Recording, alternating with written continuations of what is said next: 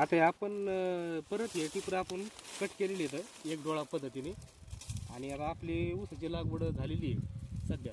पण आता हे आपण परत कट कशामुळे केलेली आहेत, तर आपल्याला जर त्या लावलेल्या ऊसामध्ये जर आपल्याला थोडीफार प्रमाणात जर खाडे झाले, काही उगवण क्षमता कमी झाली, तर त्याच्या हिशोबात आपल्याला त्यासाठी आपले नंतर जर आपण त्या ठिकाणी जर टिपर हे जर दाबले तर त्याची म्हणजे लहान मोठे होते, म्हणून आपण तसं व्हावं नाही म्हणून लागवड आपली काल पूर्ण झालेली. त्यासाठी आपण हे लगेच आजच्याला हे टिपर त्यासोबतच आपण असे थोड्या थोड्या ठिकाणी असे आपण हे एकत्रच दाबणार आहेत. म्हणजे असे 100-100 200-200 टिपर आपण एकत्र दाबणार आहेत.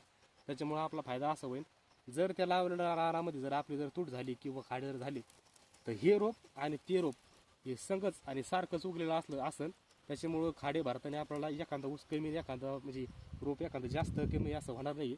म्हणून आपण आता हे टिपर आज आपण परत कट केलेले तर आपलं ऊस लागलेला पाठीमागं.